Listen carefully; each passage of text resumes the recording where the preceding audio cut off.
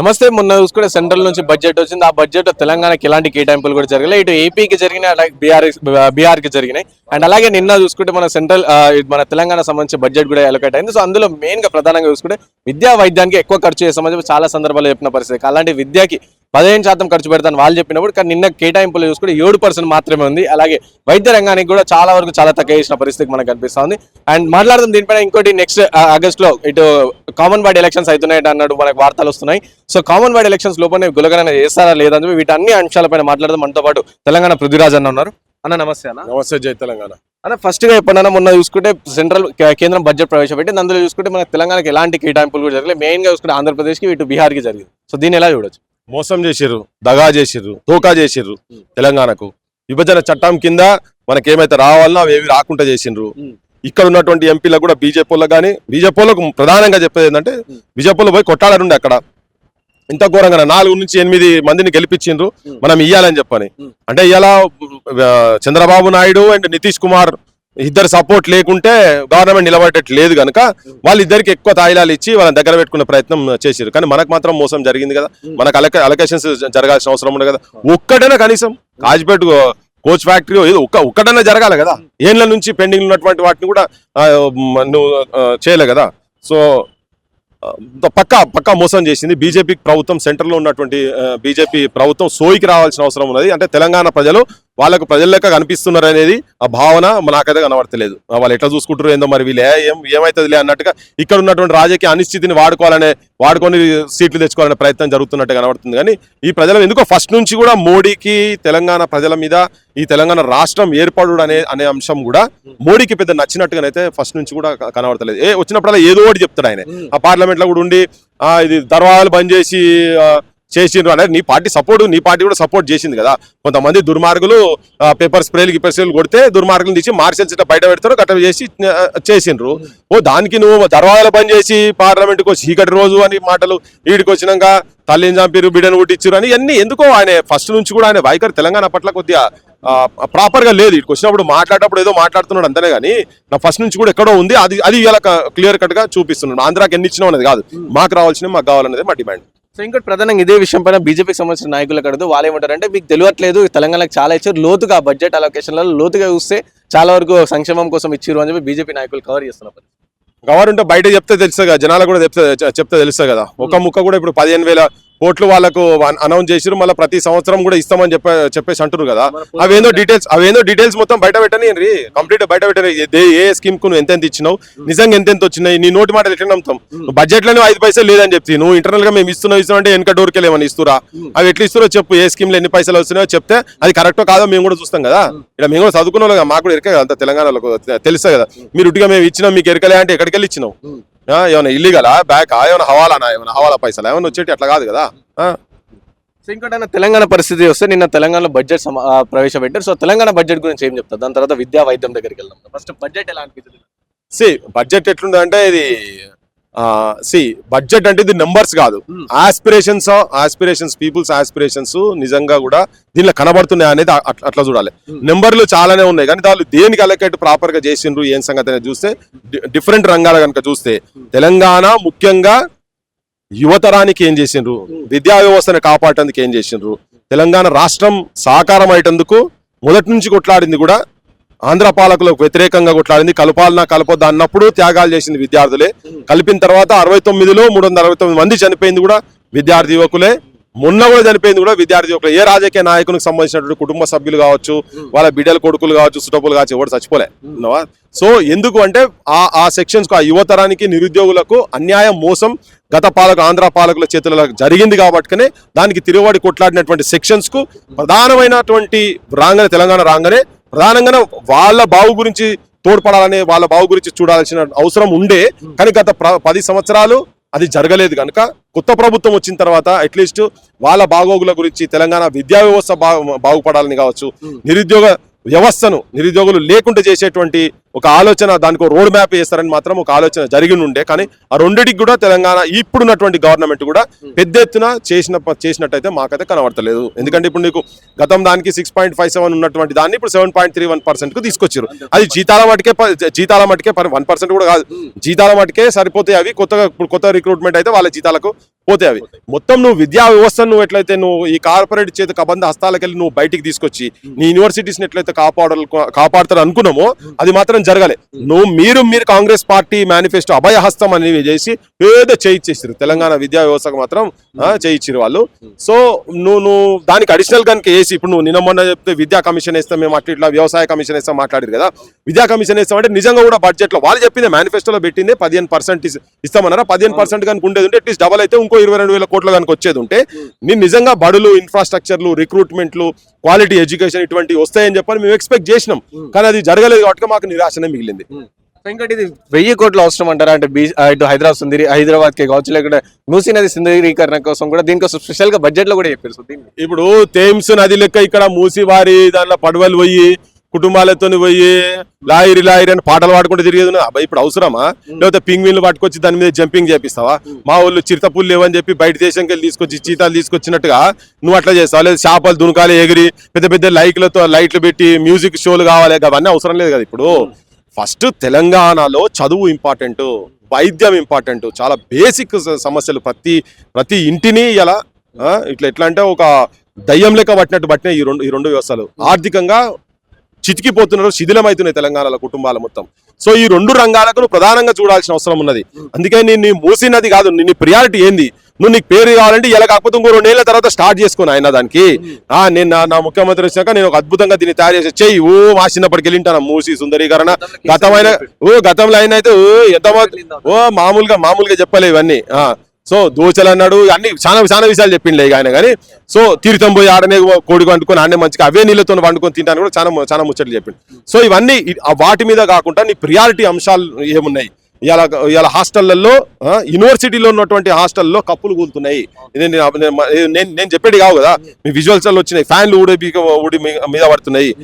మొత్తం ఏంటంటే డ్రైనేజ్ నీళ్ళు వచ్చిన దానిలలోనే రూమ్లు అక్కడనే ఉన్నాయి. హాస్టల్లో వాళ్ళ పిల్లర్లు, గోడలు కూడా అటువంటి వాటిలోనే ఉన్నాయి. సో ఇటువంటి ఈ సిచ్యువేషన్స్ అన్ని పోవాలంటే నువ్వు ఈ వ్యవస్థ మీద నువ్వు ఎక్కువ ఫోకస్ చేస్తావా? సో నువ్వు దానికి పెడతావా, నువ్వు దీనికి పెడతావా? అటువంటి వాటికి కాదు కదా నీకు ఇంపార్టెంట్, అవి కాదు. మెట్రోనే ఉన్నది, మెట్రో నువ్వు గచ్చిపోలికి ఎక్స్టెన్షన్, ఓల్డ్ సిటీకి ఇమ్మీడియట్ నీకు అవసరం ఏం లేదా అంది. నువ్వు నెక్స్ట్ ఇయర్ పెట్టుకో, నెక్స్ట్ ఇయర్ పెట్టుకో. కొంతమంది మాట్లాడుతున్నారు వేరే కూడా అర్బనైజేషన్ నువ్వు ఎన్ని బడులు పెట్టినా చెప్పు. నీ విద్యా వ్యవస్థ కదా, good education gives good future అని చెప్పి నిన్న మన ఆర్థిక మంత్రి గారు మాట్లాడుకుంటే చెప్పారు. కరెక్టే, మరి నువ్వు ఎడ్యుకేషన్ ఎక్కడికి ఇస్తున్నావు? నువ్వు ఫ్యూచర్ ని అంధకారం చేస్తున్నావు కదా, ఉన్నదాన్ని నువ్వు కంటిన్యూ అవుతున్నది, నువ్వు కొత్తగా ఏం చేస్తున్నావు? అందుకని ప్రియారిటీస్ దేని మీద అనేది చాలా ఇంపార్టెంట్. ప్రియారిటీస్ నీకు మూసీ సుందరీకరణ కాదు, థేమ్స్ కాదు. థేమ్స్ లో లండన్ పోయో, నువ్వు అమెరికా పోతున్నావు, అక్కడ పోయి నువ్వు ఇన్స్టిట్యూషన్స్ ఎట్లున్నాయి స్టడీ చేయి, ఎడ్యుకేషన్ ఇన్స్టిట్యూషన్స్ ఎట్లున్నాయి స్టడీ చేయి, నీ హాస్పిటల్స్ ఎట్లున్నాయి స్టడీ చేయి. ప్రపంచంలో ఏ దేశాలలో నీకు కంప్లీట్ విద్య అంటే కుటుంబాల మీద భారం కాకుండా ప్రభుత్వమే తీసుకునేటువంటి ఏ దేశాలు ఉన్నాయి? కామన్ స్కూల్ సిస్టమ్స్, నువ్వు పోయిన దేశాలలో కామన్ స్కూల్ సిస్టమ్, నువ్వు అమెరికాలో పోతే ఆ కామన్ స్కూల్ సిస్టమ్ ఇక్కడ ఎట్లా తీసుకొస్తావు? దాన్ని ఎట్లా ఇంప్లిమెంట్ చేస్తావు? ప్రతి పేదోడు ఎవరైనా కానీ నువ్వు కలెక్టర్ కొడుకు, కండక్టర్ కొడుకు, బిల్ కలెక్టర్ కొడుకులు అందరూ ఒకటే బడిలే. నువ్వు ఎట్లా చదువుతావు? గతమైన నోటి మాటలతో చెప్పింది కదా, నువ్వు అది ఇంప్లిమెంట్ చేయించి ఎట్లా చూపిస్తావో గా ప్రణాళికలేయి.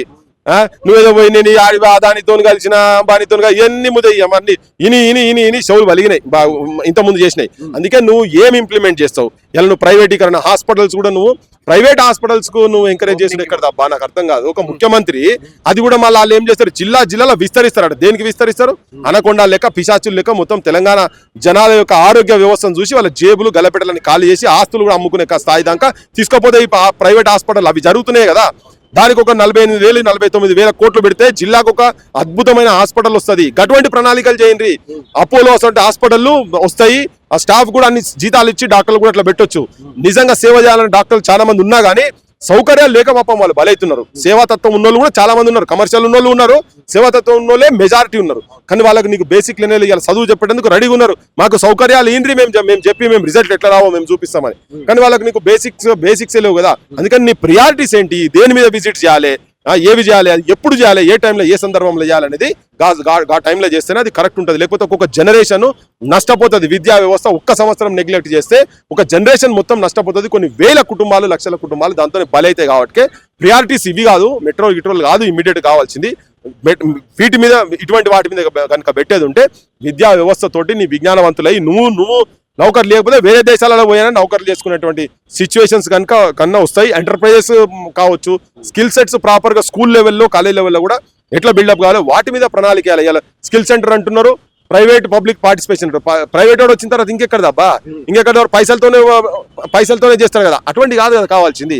తెలంగాణ అనేది సగటు కుటుంబం చాలా పేదగా ఉన్నారు. ఉన్నోళ్ళే ఎక్కువ మంది ధనికులు ఉన్నారు, కానీ పేదోళ్ళు ఎక్కువ మంది ఉన్నారు. కాబట్టి వీళ్ళందరికీ ఇలా స్కిల్ సెట్ 100 మంది చదువుకొని బయటకు వస్తే గవర్నమెంట్ లెక్కల ప్రకారంగానే 94 మందికి స్కిల్స్ లేకుంటున్న బయటకు వస్తున్నారు. ఓన్లీ 6% స్కిల్ సెట్ తోని బయటకు వస్తున్నారు. అంటే నీవు చదువుకున్నది కూడా సార్థకత కావాలంటే విద్యా వ్యవస్థ ఎక్కడో వెనుక పోయి ఉన్నది. ఇలా బీహారు ఒక మేఘాలయ తప్ప, మేఘాలయ కన్నా మెరుగట మిగతా అన్ని అంటే 36 స్టేట్లు యూనియన్ టెరిటరీ అన్ని కలిపితే లర్నింగ్ ఇండెక్స్ ఆ ప్రమాణాలు కనుక లెక్క తీసుకుంటే 35వ స్థానంలో ఉన్నది ఇలా దేశం. ఇంత ఘోరంగా ఉంది కదా. నువ్వు ఆ వ్యవస్థను నువ్వు అటు సైడ్ ఎవరు చేసారు? మీ ప్రభుత్వాలు చేసినాయి. ఇంతకుముందు అంత ఘోరంగా లేదు కదా. ఫస్ట్ నుంచి 1 or 2 or 3 ఉండాల్సిన సిచ్యువేషన్ ఉన్నాయి కదా. ఎప్పుడో 100 సంవత్సరాల కింద ఎస్టాబ్లిష్ అయిన ఉస్మానియా యూనివర్సిటీలో బేసిక్ అమ్యూనిటీస్ లేవు, అవే బంగ్లాలు ఉన్నాయి. వాళ్ళకు ఫండ్ ఇస్తలేరు, యూనివర్సిటీలో రిక్రూట్మెంట్స్ లేవు. ఇలా ప్రపంచ స్థాయిలో ఎక్కడో టాప్ 10 యూనివర్సిటీలో ఉండాల్సిన అట్లా పోవాలి కదా. ఎక్కడున్నది? టాప్ 500లలో కూడా లేదు ఉస్మానియా యూనివర్సిటీ. సో ఆ సిచ్యువేషన్ దాన్ని ఎట్లా మెరుగుపరుస్తావు? దాని ఎడ్యుకేషన్ స్టాండర్డ్స్ ఎట్లా చేస్తావు? రీసెర్చ్ ఎట్లా ఎక్కువ చేస్తావు? హాస్టల్స్ లో కనీసం బాత్రూమ్లు అవి కూడా చక్కగా లేవు. దాని రీడింగ్ రూమ్స్ ఎట్లా చేస్తావు? ఇంటర్నెట్ ఫెసిలిటీస్ ఎట్లా చేస్తావు? అర్బనీకరణ అది దాని పెద్ద ఎత్తున పొంగనాలు కొడుతారు కదా. ఉస్మానియా లైబ్రరీలో ఇంటర్నెట్ చక్కగా పనిచేస్తలేదు. ఎన్ని కంప్యూటర్స్ ఉన్నాయి? పిల్లలకి ఎంత ప్రింట్అవుట్స్ తీసుకొని ఎంత మెటీరియల్ చేస్తున్నావు? ఎన్ని కాగితాలు? ఏం నీకు ఇలా హాస్టల్లో పోతే అది నరకం లెక్కనే ఉన్నది. ఆ మెస్సులో అవన్నీ చూస్తే అవన్నీ చూపించినాం కదా, మేము కూడా పోయి చూసినాం కదా. అటువంటి వాటి మీద ఎక్కువ ఫోకస్ చేయాలి. కానీ నువ్వు అన్ని నీ ప్రియారిటీస్ ఏంటి అనేది నువ్వు ఇంప్లిమెంట్ చేస్తున్నటువంటి వాటి దాన్ని బట్టి ఉంటుంది. ఇంకోటి నెక్స్ట్ 2 months లో కానీ ఇట్లా కామన్ బాడీ ఎలక్షన్స్ వస్తున్న నేపథ్యంలో అప్పుడు గతంలో కూడా అన్నారు చాలా కామారెడ్డి డిక్లరేషన్ ఆ టైంలో కూడా. సో బీసీ కులగణన ఎలాగైనా 6 నెలల్లో చేస్తామని చెప్పేసి ఇప్పుడు 8 నెలలు అయితే బీసీ కులగణన పేరు కూడా బయట తీస్తలేని పరిస్థితి. సో దీని ఎలా బీసీ కులగణన కాదు, మొత్తం సంపూర్ణ కులగణన. లోకల్ బాడీస్ 6 నెలల తర్వాతనే 16వ పేజీలా వాళ్ళు పెట్టింది. కామారెడ్డి డిక్లరేషన్ లా చాలా క్లియర్ కట్ గా చెప్పిండ్రు. 23% ఉన్నదని, అది 23% కూడా కాదు, ప్రాక్టికల్ 18% అది ఇచ్చింది. 42% చేస్తాము 6 నెలల లోపల మొత్తం కులగణన తీసుకొచ్చి పెట్టి వీళ్ళకి న్యాయం చేస్తామని క్లియర్ కట్ గా చెప్పిండ్రు. ఓకే, కానీ ఇప్పటిదాకా దాన్ని ఊసెత్తలేరు ప్రాపర్. అంటే ఇప్పటివరకు జరిగిపోవాలి కదా, అది జరగలే కానీ మాట్లాడుతున్నాం. అందుకే ఇలా మీటింగ్ కూడా దాని గురించి. ఒక్క బీసీలేదని కాదు, దీంతో అందరికి ఉపయోగపడుతుంది. దీంతో ఎస్సీలకు ఎస్టీలకు కూడా దీంతో ఈ జనగణన వస్తే వాళ్ళకు కూడా వాళ్ళ పర్సెంటేజ్ ప్రకారంగా, పాపులేషన్ పర్సెంటేజ్ ప్రకారంగా పెరుగుతుంది. కానీ వాళ్ళు ఏంటంటే సాకులు చెప్పి ఎలక్షన్స్ ముందంతా ఒక తిరిగా మాట్లాడి వాళ్ళ పని అయిపోయింది కదా. ఇప్పుడు ఓట్లు వేసుకుని అధికారంలోకి వచ్చారు కాబట్టి దాన్ని పెద్ద పట్టించుకుంటలేరు. ఇప్పుడు పట్టించుకోకుండా కులగణన చేయకుండానే ఎలక్షన్స్ కు పోవాలనే ఒక ఆలోచన ఉన్నది. దాని గురించే ఎంత నష్టపోతారు ఏంది ఏం సంగతిని ఇలా 12,814 గ్రామ పంచాయతీలు ఉన్న దగ్గర నువ్వు ఇది వాళ్ళు ఇచ్చిన కనుక 42% కనుక ఇంప్లిమెంట్ చేసేది ఉంటే దాదాపు 5,400 మంది సర్పంచ్లు అవుతారు.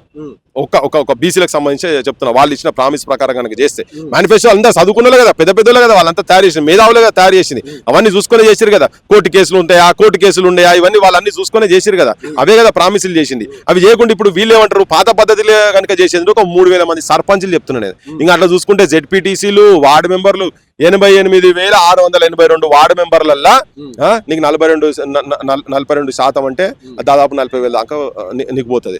సో అంతమంది వార్డు మెంబర్లు ఇలా అయ్యేటోళ్ళు కాకుండా చేసేటువంటిది అంత నష్టపోతారని ఈ సమాజానికి, ఈ జనాలకు చెప్పదలుచుకుంటే క్షేత్ర స్థాయిలో అధికారానికి కూడా ఆ కులగణన కనుక వస్తే వాళ్ళ సామాజిక పరిస్థితి ఎట్లా ఉన్నది, ఆర్థిక పరిస్థితి ఎట్లా ఉన్నది. ఇప్పుడు గత ప్రభుత్వాలు కులాలకు సంబంధించినటువంటి వాటి కొన్ని స్కీమ్స్ తీసుకొచ్చి పెట్టారు, వాటితో పెద్ద ఉపయోగం జరగలే. అవన్నీ అవినీతిలో కూడుకుపోయినటువంటి స్కీమ్స్ అయినాయి. సో అవి కానప్పుడు మీరు వచ్చిన తర్వాత ఈ అంటే ఆర్టిజాన్ కమ్యూనిటీస్ కావచ్చు, కుల వృత్తులు మొత్తం కంప్లీట్ గా సర్వనాశనమైనాయి. వృత్తులు పోయినాయి, ఉపాధి పోయినాయి, ప్రత్యామ్నాయం కూడా లేదు. ఆ ప్రత్యామ్నాయం నువ్వు ఎట్లా తీసుకొస్తావు? వాళ్ళ యొక్క జీవనోపాధి ఎట్లా తీసుకోదు, వాళ్ళ సామాజిక పరిస్థితి, వాళ్ళ ఆర్థిక పరిస్థితి, రాజకీయ స్థితిగతులు ఏంది, ఇవన్నీ వీటి గణన వచ్చిన తర్వాత నీకు ప్రాపర్ గా నీకు ఇంప్లిమెంట్ చేసినందుకు అన్ని కోర్టులు చెప్తున్నాయి. ఏ స్కీమ్స్ అయినా ఏవైనా కానీ నీకు ఆ డేటా ఉంటేనే ప్రాపర్ గా జరుగుతుంది అని చెప్పని. ఇప్పుడు గత ప్రభుత్వం వాళ్ళు అన్ని కుక్కలు, పందులు, పిల్లులు, కోళ్ళు, గుడ్లు అన్ని లెక్క పెట్టిరుగా, మొత్తం లెక్క పెట్టి తీసి అడవిలో ఏ జంతువులు ఎక్కడ పోతున్నాయి కెమెరాలు పెట్టి చూస్తున్నాము. ఇవన్నీ జింకలు ఎన్ని ఉన్నాయి, ఆ పులులు ఎన్ని ఉన్నాయి, ఇవన్నీ చెప్తా ఏనుగులు ఎన్ని ఉన్నాయని చెప్తారు కదా. ఇక మనుషులు ఎన్ని ఉన్న సంగతి అయితే లెక్క మాత్రం వాళ్ళు తీసలేదు. బ్రిటిష్ వాడు తీసింది కానీ ఇప్పుడు వీళ్ళు తీయరట. సో మరి కులం పోయిందా భారతదేశంలో? కులం ఎక్కడికి వెళ్ళిపోయిందా? బాగున్నది కులం ఉన్నది. అలా లండన్ లో పోతే లండన్ లో కుల సంఘాలు ఉన్నాయి, అమెరికా పోతే అమెరికాలో కుల సంఘాలు, కెనడా పోతే కెనడాలు ఉన్నాయి, ఆస్ట్రేలియా పోతే ఆస్ట్రేలియా ఉన్నాయి. కులం అనేది మారతలేదు. ఈవెన్ నేను నల్ల జాతి సంబంధించినటువంటి వాళ్ళు కూడా ఎంత ఉన్నారు, వాళ్ళ ఆర్థిక స్థితిగతులు ఏంది, సామాజిక పరిస్థితులు ఏంది అనేది కూడా ఎంత వివక్షకు గురవుతున్నది కూడా వాళ్ళ డేటాతో బయటికి తీసిరు కదా. అమెరికాలో కూడా ఆ టైప్ ఆఫ్ డేటా గణన జరుగుతూనే ఉన్నది. మరి మన దగ్గర ఎందుకు జరగదు? వీటన్నిటి గురించి కంపారిజన్ అక్కడికి పోయినప్పుడు ఇటువంటి వాటి కూడా ఇక్కడికి వచ్చినప్పుడు జరగాలి. కానీ ఇవి చేస్తలేరు. 93% బీసీ ఎస్సీ ఎస్టీ కులాలకు సంబంధించినటువంటి వాళ్ళు ఉన్నారు, మైనార్టీస్ అందరు కలిపి ఉన్నారు, 93% ఉన్నారు అనేది ఒక లాస్ట్ 2015లో వాళ్ళకి సంబంధించిన పత్రికలనే, నమస్తే తెలంగాణ ఇటువంటి పత్రికలనే చాలా క్లియర్ కట్ గా డేటా వాళ్ళు తీసి పెట్టారు. కానీ బయటికి తీసుకొస్తారు. ఈ గవర్నమెంట్ వచ్చినాక వీళ్ళకి చిత్తశుద్ధిగా అనుకుంటుంది, అది బయటికి తీయను. ఆ రిపోర్ట్ గవర్నమెంట్ చేతిలో ఉంటుంది కదా, ఆ రిపోర్ట్ బయటిది కొత్తగా చేయాల్సిన అవసరం లేదు. నువ్వు ఫస్ట్ దాన్ని తీస్తేనే దాన్ని పెట్టి దాంట్లో జనాభా దామాష ప్రకారంగానే నువ్వు ఎట్లా చేస్తావు అది చేయి. వీళ్ళకి రావాల్సిన వీళ్ళకి ఆర్థిక స్థితిగతులు అన్ని తీసుకున్నావు కదా, మొత్తం ఒకటే రోజు కంప్లీట్ గా నువ్వు లేకుంటే నువ్వు మనిషి కిందకే లెక్క కావరాబాయ్ అని చెప్పని ప్రచారం చేసి తీసిండు. కానీ బయటికి తీసుకురాలి అనుకోలే, పెద్ద మనిషికి ఇంత ఉంటుంది అని చెప్పని అనుకోలే. వీళ్ళు ఆర్థిక పరిస్థితులు, సామాజిక పరిస్థితులు, అణిచివేతకు చాలా ఘోరంగా ఉన్నారు వీళ్ళు. స్టాటిస్టికల్ డేటా ఉన్నదనే ఉద్దేశంతో అవన్నీ బయటికి తీస్తే నష్టపోతుంది అనే ఉద్దేశంతో, వీళ్ళకు ఉపకారం జరగొద్దనే ఉద్దేశంతో, వీళ్ళని ఇంకా వివక్షకు గురి చేయాలనే ఆలోచనతో గత ప్రభుత్వం చేసిన కుట్రలో భాగంగానే ఇప్పుడు మీరు కూడా చేస్తున్నది అర్థమవుతుంది. లేకపోతే 7 నెలలు అయింది ఆ లిస్ట్ అన్న బయటికి తీయమని చెప్తున్నాం. ఫైనల్ ఇప్పుడన్నా ఒక్కటి చాలా గట్టిగా అనిపిస్తుంది, బీఆర్ఎస్ నుంచి కాంగ్రెస్కి వెళ్ళిన నాయకులందరూ వెళ్తున్న పరిస్థితి మనం చూస్తున్నాం. ఇటు బీఆర్ఎస్ నాయకులు ఏమో వాళ్ళ కంపల్సరీ వాళ్ళ సభ్యత్వం అనేది రద్దు చేయాలని చెప్పి వీళ్ళు చెప్తున్నారు. సో ఇంకోటి బై ఎలక్షన్ వచ్చే ఛాన్స్ ఉన్నట్టు కనిపిస్తా ఉన్నారు అని చెప్పి చెప్తా ఉన్నారు. సో దాని గురించి ఏమంటారు? నాకు పెద్ద నమ్మకం లేదు బై ఎలక్షన్స్ వస్తాయి అది అని. అయితే వీళ్ళంతా ఒక తాను పట్టలే అబ్బా, వీళ్ళంతా ఒక గుడి పక్షులే. వీళ్ళంతా ఎవరు మేనేజ్ చేసుకునే సిచ్యువేషన్ నిజంగా కనుక జరిగేది ఉంటే యాంటీ డిఫెక్షన్ లా కింద వాళ్ళు నిజంగా డిస్క్వాలిఫై కావాల్సిందే. ఎవరెవరైతే ఇళ్ళకెళ్ళి అందులోకి పోయినారో వాళ్ళు కావాల్సిందే. ఒక మనిషి అయితే ఇప్పుడు ఇక్కడ పోయి డైరెక్ట్ మన బీఆర్ఎస్ కెళ్ళి గెలిచి కాంగ్రెస్ కెళ్ళి ఎంపీగా కాంటెస్ట్ చేసింది కదా, ఆయన అయితే ఫస్ట్ పోవాలి. యాక్చువల్గా అది ఇమీడియట్ ఎలక్షన్స్ రావాల్సిన అవసరం ఉంది. కానీ టైం చెప్తుంది. ఇప్పుడు ఏంటంటే వెనకటి కాలం లెక్క నీతి నిజాయితీలకు నిలబడేటువంటి రాజకీయ వ్యవస్థ, రాజకీయ నాయకులు కాదు ఇప్పుడు ఉన్నది. అంతా కాంట్రాక్టర్లు, అన్ని స్కాములు, స్కీములు, దందాలు, లంగ దందాలు చేసినటువంటి వాళ్ళు, ఇసుక దందాలు చేసిన వాళ్ళు, తాగుడు దందాలు చేసిన వాళ్ళు, ఆబ్కారీ సంబంధించినటువంటి సారా దందాలు చేసిన వాళ్ళు, ఇటువంటి వాళ్ళు అందరూ కూడా ఇలా నాయకులై కూర్చున్నారు. చాలా మంది మెజారిటీ వాళ్ళే ఉన్నారు. సో పైన కూర్చున్న వాళ్ళు కూడా మెజారిటీ వాళ్ళే ఉన్నారు, పైసల కమ్ముడు పోయేటువంటి వాళ్ళే ఉన్నారు. వీళ్ళందరూ ఉన్నారు కాబట్టి వాళ్ళతోటి న్యాయం జరుగుతుందని అయితే నాకు పెద్ద నమ్మకం అనిపిస్తలేదు. వాళ్ళు చేసినవి మేము చేస్తున్నాం కదా అన్నారు. ఇదే ముఖ్యమంత్రి గతంలో కూడా సేమ్ ఆయన చెప్పిండు కదా, ఎవడన్నా ఈ పార్టీకి వెళ్ళి ఆ పార్టీకి పోతే, ఆ పార్టీకి ఒక పార్టీకి వెళ్ళి గెలిచిన ఇంకో పార్టీ కనుక పోతే నువ్వు చెప్పుల దండలేంటి, రాళ్ళతో కొట్టుర్రి, నేను కూడా ఉంటా, నేను కూడా ఎంబడి వస్తా, ఊళ్ళకి రానియా, కానీ ఇవన్నీ డైలాగులు వచ్చే డైలాగ్ కొట్టిండు తన కూడా. మీరు వెళ్ళి వచ్చినాక లేకపోతే నా గవర్నమెంట్ పడగొడతారట, నా గవర్నమెంట్ పడగొడతారు. ఎందుకు పడగొడతారని ఆయన, నువ్వు అట్లా పడగొట్టేది ఉంటే జనంలో పడివో, ఇట్లా చేసిరని జనంలో పడివో. అట్లా కాదు, ఇలా వీళ్ళు చేసి చట్టాలు కూడా తీసుకొస్తామని చెప్పిండు ఇదే ముఖ్యమంత్రి. చట్టాలు తీసుకొస్తాం, ఉరిశిక్ష పడేటువంటి చట్టాలు మేము తీసుకొస్తామని చెప్పని చెప్పిండు. ఓకే, మరి అవి తీసుకురానుంటూ నువ్వు ఆ చట్టాలు తీసుకొచ్చి పక్కకు పడేసి దాంతో బద్నాం అయ్యే పనులు చేస్తున్నాడు. దాన్ని బద్నాం అవుతున్నాడు కూడా తనకు తెలుస్తలేదు. తన గ్రౌండ్ స్లోగా ఎరోడ్ అవుతా ఉన్నది. తనకు అర్థం కాకుండా తన గ్రౌండ్ ఎరోడ్ అవుతున్నది. అది వాళ్ళకి సోయకుండా అర్థమై కరెక్షన్స్ చేసుకుంటున్నామో వేరే తిరుగుంటది. లేకుంటే వాళ్ళు ఇంకా పతనం అవుతారు, లోపడిపోతారు. కానీ పక్కా ఒక రాజకీయ పార్టీ ఆలోచన విధానంకు ఒక మేనిఫెస్టోని పట్టుకొని జనం లోపడిపోయిన తర్వాత వాళ్ళ కాకుండా ఇంకో పార్టీలో చేసేది ఉంటే రాజీనామా చేసి పోవాలే. లేకపోతే పక్కాడ ఎలక్షన్స్ జరగాలి. ఆడ స్పీకర్ కనుక గట్టిగా ఉండి కరెక్ట్గా ఉండి రాజ్యాంగాన్ని నిజంగా కూడా అంబేద్కర్ స్ఫూర్తితో, అంబేద్కర్ లేకుండా ఇవ్వాలని స్పీకర్ కాలేకపోతున్నాం, అంబేద్కర్ భిక్షనే ఇవ్వాలి మేము ఎమ్మెల్యేలు అవుతున్నటువంటి వాళ్ళు, ఆ రిజర్వేషన్స్కి వెళ్ళి వచ్చినటువంటి వాళ్ళు ఆ స్పీకర్ స్థానంలో కూర్చున్నప్పుడు అంబేద్కర్ పెట్టినటువంటి రాజ్యాంగం ప్రకారంగా ఏదైతే ఉన్నదో యాంటీ డిఫెక్షన్ లా కింద అట్లా చేయాల్సిన అవసరం ఉన్నది. చేస్తారా లేదని టైం చెప్తుంది అంతే. సో విన్నారు కదా, ఇది పరిస్థితి. సో ఏదైతే మనకి చూసినాం సెంట్రల్ లో చూసినా, సెంట్రల్ బడ్జెట్ ఏదైతే చూసినాం, అది కూడా చాలా వరకు అయితే వాళ్ళకి చిత్తశుద్ధి లేదు ప్రజల పక్షాన అని చెప్పి చెప్తున్న పరిస్థితి. అండ్ అలాగే ఇటు తెలంగాణ బడ్జెట్ కూడా చూసుకుంటే విద్యా వైద్యానికి ఒక కంప్లీట్ గా, అంటే గత ప్రభుత్వం ఏ విధంగా అయితే చేసిందో నిర్వీర్యం చేసి ఈ ప్రభుత్వం కూడా అంతే చేసింది. సో గత ప్రభుత్వం 6% పెడితే ఈ ప్రభుత్వం 7%, అంటే కంప్లీట్ గా 1% కూడా కాదు. సో కింద మీద ఆ విధంగా చేసిందని చెప్పి చెప్తున్న పరిస్థితి. అండ్ అలాగే ఇటు చూసుకుంటే కులగణన ఏదైతే ఉందో, సో అది ఎలాగైనా సరే కులగణన చేయాలని చెప్పేసి చెప్తున్న పరిస్థితి. వీడియో సాయితో Rana Pratap reporting for Vahini.